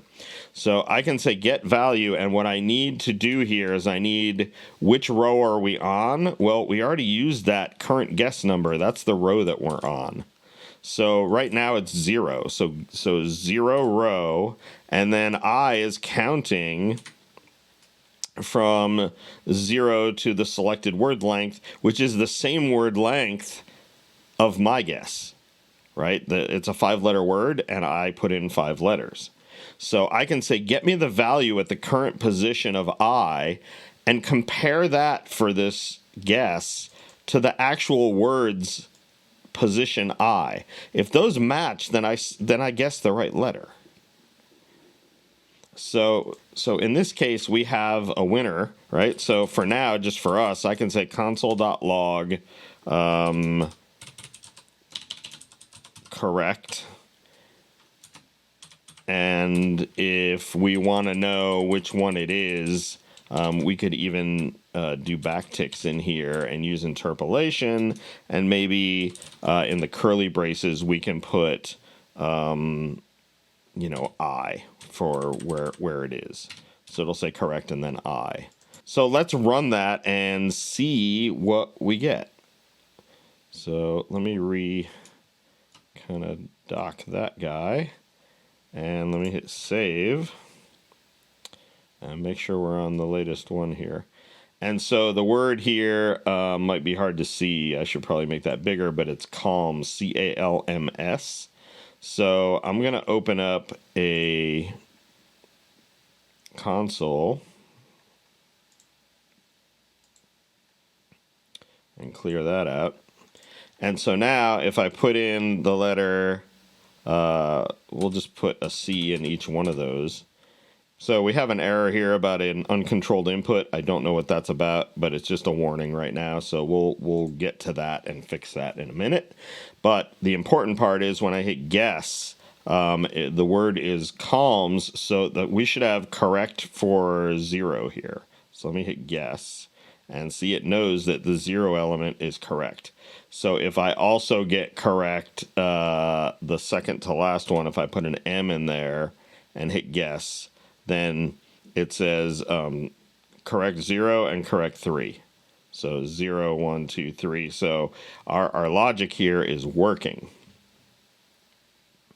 So let's keep going. So we don't want to just put out in the console that something is right.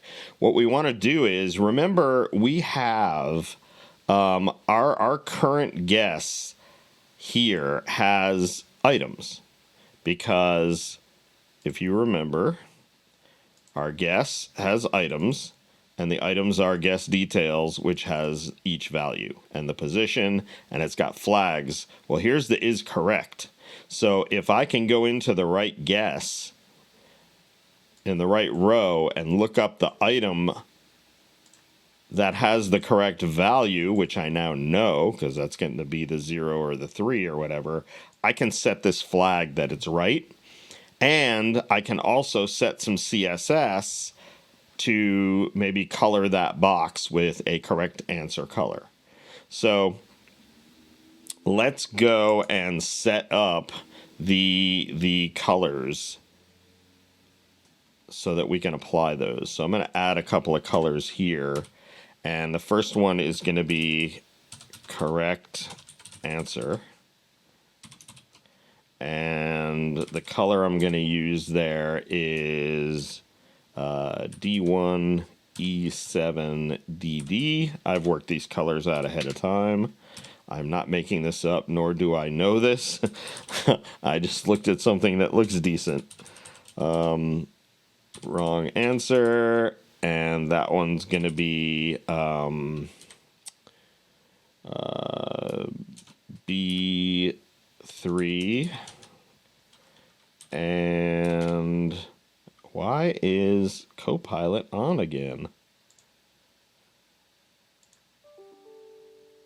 It likes to keep turning itself on. And then wrong place. We'll make that one FFF3CD. So now we got our colors.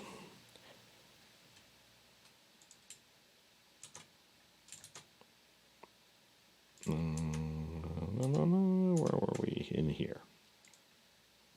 So now let's set some of those things up. So we want our current guess and dot items. Those are the letters. Now, guess I is the current letter that we're on. So let's say we started 0 and we get the letter of the guess, which in this case was a C, and C did equal the selected word I of C. So I can say that items I, which is that C, is correct, because it wouldn't come into this if it wasn't already correct. So I can just set that equal to true, and then I can duplicate that line with Shift Alt down, and I can change the CSS, and I can make that equal the BG dash correct answer. And yes, I did it again. Let me go back to those colors.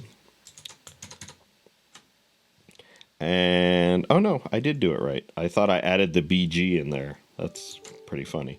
Okay, so now we know our correct items, and we know our CSS for the correct answer. Now we haven't applied this CSS, so we're not going to see this color yet. But we could take a look at the storing of is correct, and we'll do that when we walk through. But let's do the rest of the scenarios here. So now we've identified which ones are right. So the next one we want to know is the letter in the word. So I can say if the selected word, and we can use the JavaScript dot includes. And so what we pass includes is a search string, and it'll tell us whether or not, true or false, if that search string appears in the word. So whatever I pass includes, it'll look in this word and tell me if it exists or not. So how do I get the letter that we want to compare? Well, we just did that right here. right? We're still, oops, I actually put this in the wrong spot. I'm outside of my for loop. This needs to go inside the for loop, because there we go. That's better. So what we're saying is we're going to loop through the selected word, and first we're going to look and see, is it right in any position? Is the letter just in the word somewhere, but it's not in the correct position? So we're going to have to include a check to make sure it's not correct, because I could say if I guess a C for the first letter and that's correct, and I do, hey, does the selected word include a C? It's going to also be true. But I don't want to color it that it's in the wrong position if it's correct. So I got to kind of say, if it's in the word and it wasn't correct in the first place, then we know that it's in the word, but since it's not correct, it must be in the wrong position. So I'm going to grab this get value here, and that's going to say check this word for this letter, because that's going to return the right letter. Now, in addition to that, also in this if, I have to say and not current guess dot items I dot is correct. And so what we're doing is here, when we were correct, we set current items I to true. So I can say if it's in the word and it wasn't correct, right? If it's not correct, if both of those are the case, then, and that's going to go off the screen there. So as long as it's in the word and it is not correct, then we can console, we could kind of do this, and we can say instead of correct, we want to say that wrong place, right? It's in the word, but it's not in the right position. It's in the wrong place. And so now we can update some of these things here, right? I don't want is correct, but I have a not in place variable that I can set true. And then the BG will be for wrong place. So that'll be the color that we're going to color the square if it's in the word but not correct. And so that's that check. Next, we want to see is the letter not in the word at all. And so we can just say if not, and do the same thing, right? Grab this selected word. This right here is going to get us whether or not the word is in there. So if we have this says that the selected word is included in there. I want the opposite of that. So if the selected word does not include this letter, then we could do kind of these three things again. But this time we're going to say not in word. And in here we'll do not, we called it not in answer is true.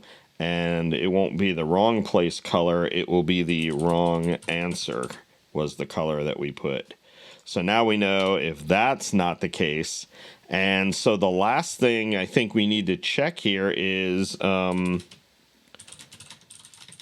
we have a winner? Did you get them all right?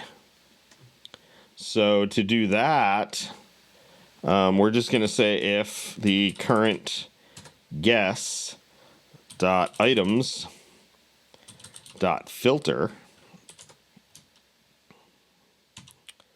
and we'll call that the individual item.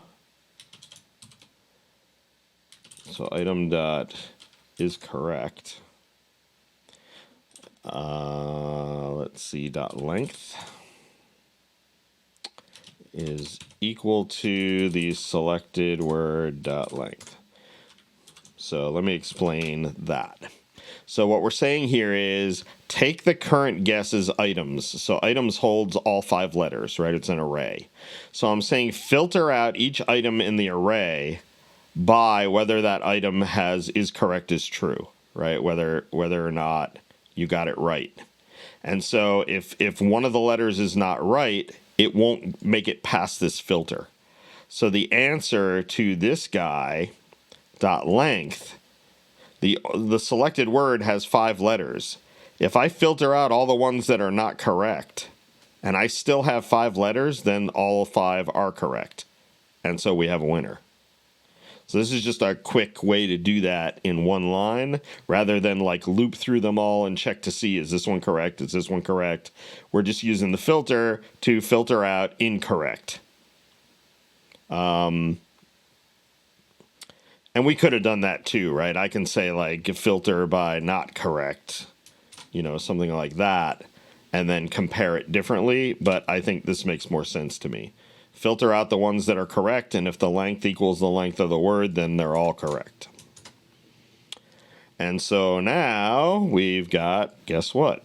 3 more things to do. So the first one is winner. And we don't need to put a position I because there is no position truly for this. And then we're gonna do is winner, but is winner is not on items. Is winner was back on the guess. The guess. Remember, it had row items and is winner. So now we can, at the top level object, we can say, yep, we have a winner, and we can do.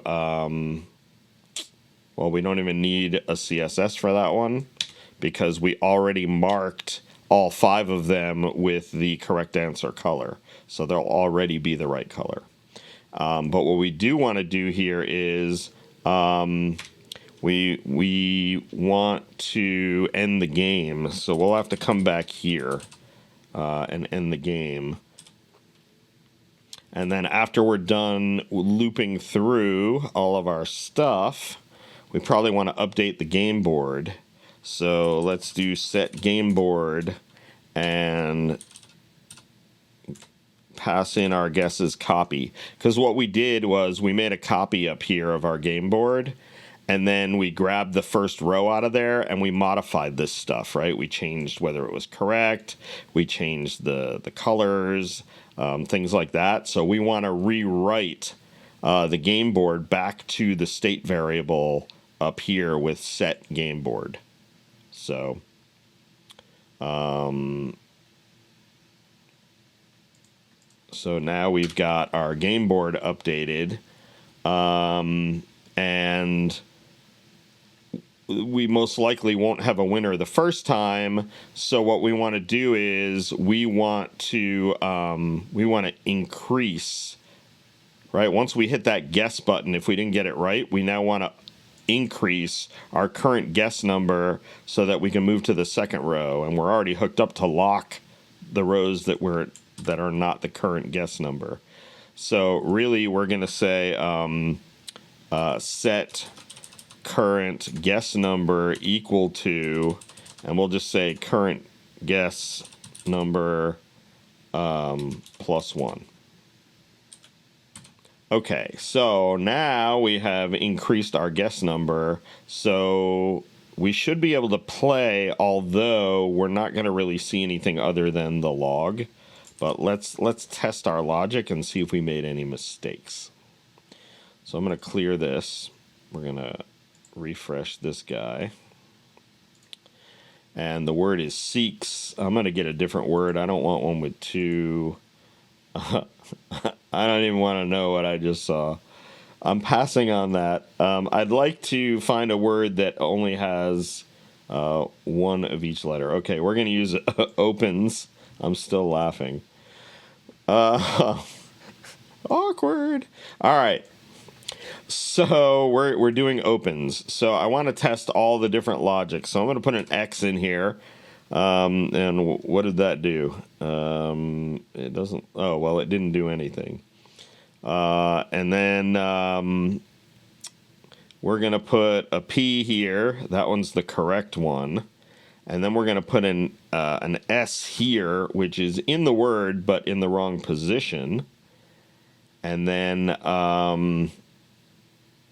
let's put, we'll make this one correct as well. And this one, in honor of the other answer, we'll put a Y at the end. And so now when I grade this, I should get a not in word, and then a correct, and then a wrong position, and then another correct, and then another not in word. So let's see how we... Oh, look at that. Did we already put that in there? I guess we did. I recorded the first half of this video on another day, so I had forgotten that we already put in... Oh yeah, the CSS we're already passing in here. So looks like we got not in word position 0. So we can tell that the two that are not in word are gray. The two that are correct are green. And the one that is in the word but not in the right position is yellow. And now these are locked. And the other rows are locked, but you can now guess in the next row. So let's try getting it right this time. OPENS. And I'm going to clear that so we don't get confused. And you can see correct, winner. So it knows we won. So we're rocking here. We're almost finished, actually. Whatever. I think what we need to do is we need to put a couple of messages in this game. So I think what we need to know is we need to know if the game is over, and we need to know if we have a winner. So let's make a couple of state variables to hold that stuff. So I want a is game over, and then set is game over equals use state, and we're going to start with false in here, right? So the game isn't over if we just began. If we've just begun. All right, and then one more for whether or not we have a winner. So we'll say is winner, and then set is winner equal use state. And that also starts as false. So now we can go back into our grade it at the bottom here when we're setting stuff up. We can go in here and say set is game over if the current guess number, right, that's the row that we're on, is greater than or equal to. So rather than put a 5 here, I'm gonna replace that with a constant, and we'll just call that like max guesses. That's how many tries you get. And so we can just make this a constant at the top. You know, like I could just put that above the whole function. I can say const max guesses equals 5. And so now it knows when the game is over or when it's not over. And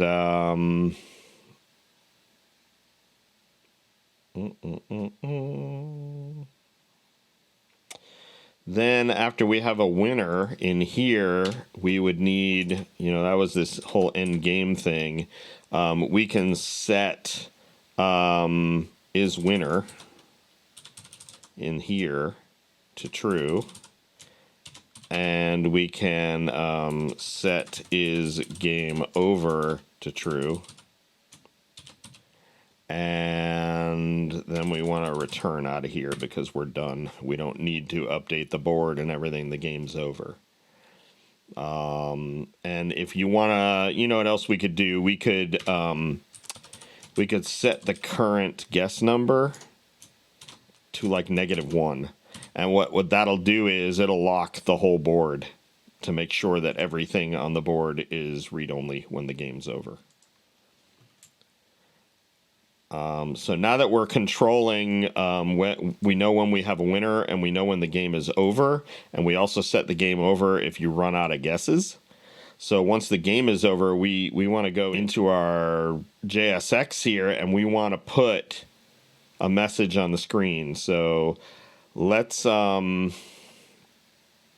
after this div, but before the button, and I'm going to open up some JavaScript here, and I'm going to say if the is game over and is winner, and now whatever I put in here will show if both of those are true. So I'm going to put a div, and inside the div, I'm going to put an H1, and I'm going to put you win, right? And I don't have any styling for that. That H1 does not come styled, and I haven't put anything in Tailwind to default that. So I'm going to put medium font, tight leading, 4XL for the font size. I'm putting a top and bottom margin of 4 and some purple text that says you win. All right. And then after that one, I'm going to open up another one, and I'm going to say if is game over and it's not a winner, then you kind of ran out of tries and you lost, right? That's the only other thing we have that would make it not a winner. I'll put a div in here, and I'm going to put another H1, and in here I'm going to put like you lost. You suck at this game. I always like when a game insults me. So this is for me, not you. You can put whatever message you want in there. I always think it's funny when I get to insult myself. So same styling that I just put on the one above it. Maybe instead of purple, we could put like red. Oops. Hey. There we go. And so I think that is it. We do have some control issues with this box, but so the word is larch, Larch. So first, let's just we are the luckiest person to ever play this game. We get it right on the first shot. Let's go ahead and make this bigger and close this guy up. And then we're going to hit guess. And for whatever reason, that error went away. So the warning. So Larch, you win, and all the boxes are locked. Awesome. So I can refresh the page to pick a new word. B-U-R-E-T. I don't even know what that word is. So I don't like that word. All right, ghost. So we're going to first do T-R-A-C-K. Right? So out of that one, none of those are... Oh, no, the T is right? This one should be yellow because it's in the wrong spot. Right? The other ones are wrong. So for my next one, I'm going to do... I'm going to try my T here, and I'm going to put an E here. I want to try my other vowels, and we'll do a P and an H, and we'll try, I don't know, an S here. Oh, now we got 3 of them, but they're all in the wrong spot. All right, so now I'm going to try, let's get it right. Or let's get them all wrong. Let's make sure our loser message works. So, I got GH. You would think that I might even know this word. And then the last one,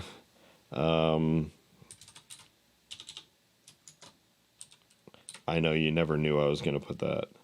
Oh, I So it looks like our game works really good. But our game works, and I think that we learned a lot in this episode. It's a really long episode. Hopefully you can break this into pieces. And but we went over how to lay out one row in our last episode, and this one, how do we take that logic and build some components with it that we can reuse and that we can just loop through and kind of throw things on the board. There's many ways to make this game. This is just one way. So what I would probably also do at this point, if you really want to be fair with yourself, is go back to your code here and go up to the top and get rid of this div with the selected word. Comment that out, and so when you're playing the game, you now don't know the word. So now you'll have no idea, and you'll have no reason to cheat. And if you want to cheat, you could like put that behind something where maybe if you hit click a certain thing on the screen or some invisible button or something like that, it'll maybe flash the word with a timer or something. That would be kind of cool. But yeah, take this and have fun with it and turn it into something else. This is just for educational purposes. I don't expect you to, take this and go live with it, but it is a good way to kind of play around with Tailwind and React and TypeScript and some of those logic problems that you'll have when you need to compare things. And I think there's just so many cool pieces in here. So that's it for me for this episode. We will get back to some more concept-driven episodes after this. And so if this was enjoyable, please subscribe, hit that like button, let me know that you thought this was cool.